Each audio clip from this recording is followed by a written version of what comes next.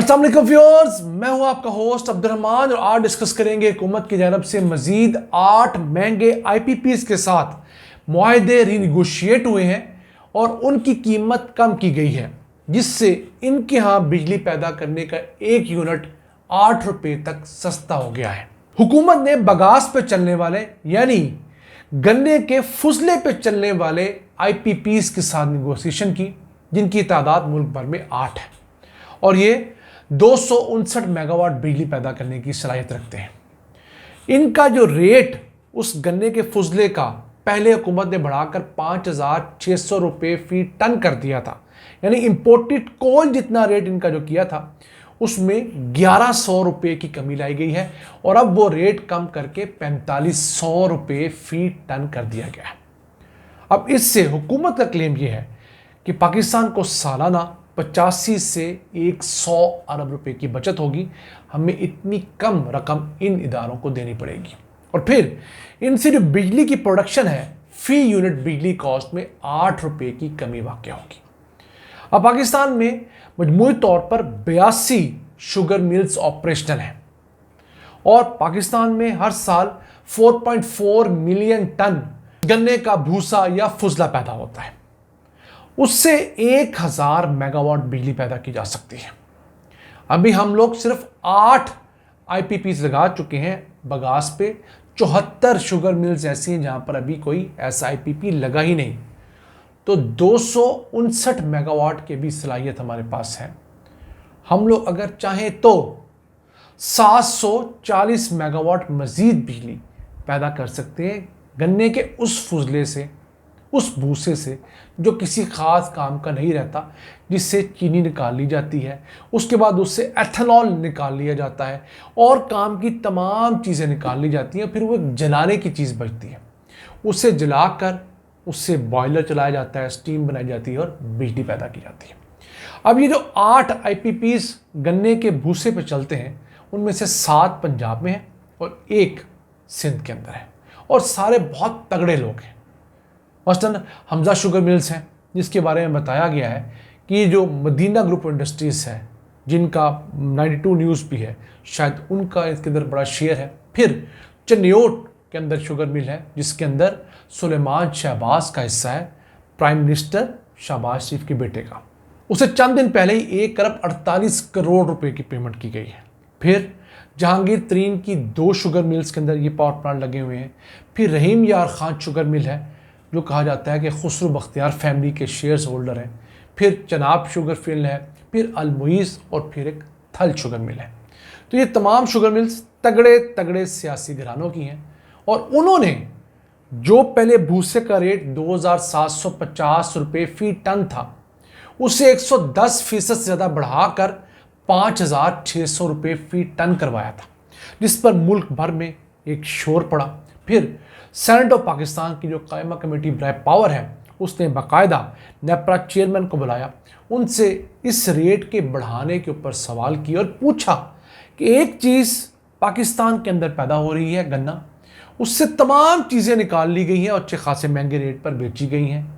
फिर उसका जो भूसा फुजला बचा है, अब उसको रॉ मटेरियल को जलाना है तो उसका रेट इंपोर्टेड कोयले के साथ आप किस तरह अटैच कर सकते हैं। यानी अब जुल्म देखिए इस मुल्क के अंदर कि एक आपकी अपनी लोकल प्रोड्यूस है और उसका भी फुजला है, उसको बजाय आप बहुत ज़्यादा तीर मारना है तो पाकिस्तानी लोकल कोयले के मुकाबले करार दे दें, उसके मुताबिक उसका रेट तय कर दें। नहीं, यूके अमीर लोग थे, तगड़े लोग थे, हुकूमत में ये लोग थे, इन्होंने उसका रेट महंगे इंपोर्टेड कोयले के साथ कोरिलेट कर दिया। ऐसे ही तो पाकिस्तान तमाम तर कोशिशों के बावजूद मसाइल में मजीद धंसता नहीं जा रहा। आप लोग हमसे पूछते हैं अक्सर कि हम इतनी अच्छी खबरें बताते हैं तो नज़र क्यों नहीं आती।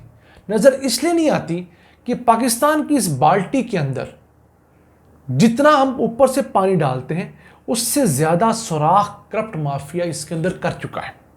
जो ऑयल की नई डिस्कवरी आती है, जो गैस की नई डिस्कवरी आती है, कोई गोल्ड की डिस्कवरी होती है, कोई टैक्स कलेक्शन ज़्यादा होती है, वो तमाम चीज़ें ऊपर से पैसे डाल रही होती हैं, लेकिन नीचे से इस तरह के करप्ट अनासिर और नासूर उस पैसे को ड्रेन आउट करके चंद हज़ार लोगों की जेबों में पहुंचा रहे होते हैं। और ये वो पैसा है जो अगर आवाम पे लग जाए तो हम आज भी सऊदिया जितने अमीर हो सकते हैं, यकीन कीजिए। लेकिन बदकिस्मती है कि हमारे यहाँ उस करप्शन को बंद करने का कुछ सद्देबाब नहीं। क्यों? जिन्होंने करप्शन बंद करनी है उनकी तो शुगर मिल रहे हैं, उनकी टेक्सटाइल मिल रहे हैं, वो बिजनेसमैन हैं, वो प्लाजे चलाते हैं, उनकी बड़ी बड़ी रियल एस्टेट की एम्पायर्स हैं। वो क्यों बंद करेंगे इस करप्शन के निज़ाम को, जिनके वो सबसे बड़े बेनिफिशरी हैं। अब हम उम्मीद करते हैं कि इस फैसले से कुछ रेट कम हुआ होगा, और एक चीज़ और भी होनी चाहिए, इस रेट को मज़ीद कम किया जाना चाहिए। माहिरीन कहते हैं कि ये जो रेट अभी भी हुकूमत ने 4,500 रुपये फी टन डिसाइड किया है गन्ने के भूसे का, ये 3,000 रुपये से ज़्यादा हरगिज़ नहीं होना चाहिए। इससे मज़ीद रेट कम किया जा सकता है।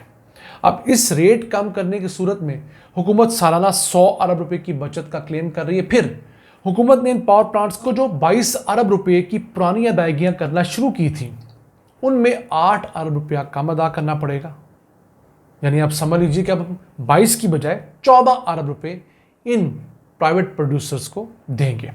अब पाकिस्तान में सिर्फ गन्ने के भूसे से बिजली पैदा नहीं हो सकती। हमारे यहाँ सालाना बुनियाद के ऊपर पूरे मुल्क में 121 मिलियन टन मुख्तलिफ फसलों का फुजला पैदा होता है।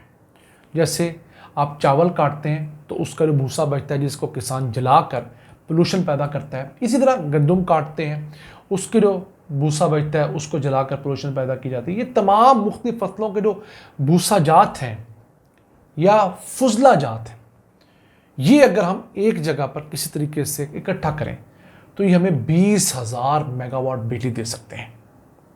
फिर यही नहीं, अगर हम इसे कन्वर्ट कर लें गैस के अंदर, बायोगैस के अंदर ऑब्वियसली, तो 12,615 क्यूबिक मीटर गैस प्रोड्यूस हो सकती है। इसे अगर हम बिलियन क्यूबिक फीट में डिस्कस करें तो 400 बिलियन क्यूबिक फीट से जायद गैस हम उस ज़रूरी फुजले से पैदा कर सकते हैं जो कि हमारे यहाँ संभालना वबाले जान है। यानी कैसी बात है कि हमारा किसान जिस भूसे से जान छुड़वाने के लिए उसे आग लगाता है और हुकूमत उसे मना करती है कि इस भूसे को आग मत लगाओ, इससे पोल्यूशन पैदा होती है, कैंसर पैदा होता है। हुकूमत किसानों पे पर्चे करती है, FIR दर्ज करवाती है, जेलों में डालती है, लेकिन वो नहीं बाज आ रहा। क्यों?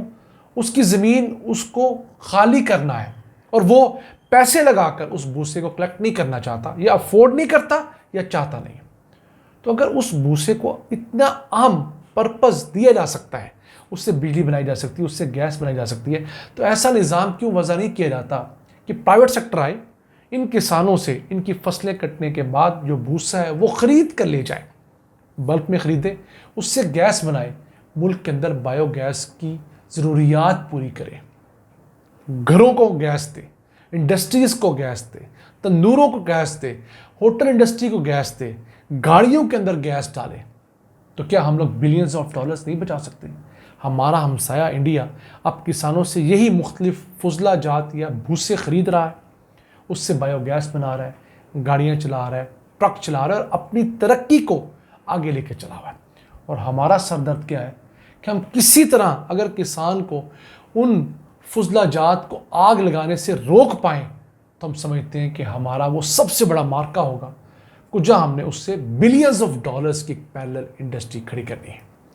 नाज़रीन, आज का एपिसोड हमें उम्मीद है आपको पसंद आया होगा। अपनी सजेशंस, अपनी आरा से हमें आगाह रखा करें। अपने मेज़बान अब्दुर्रहमान को इजाज़त दीजिए। अल्लाह के बाद।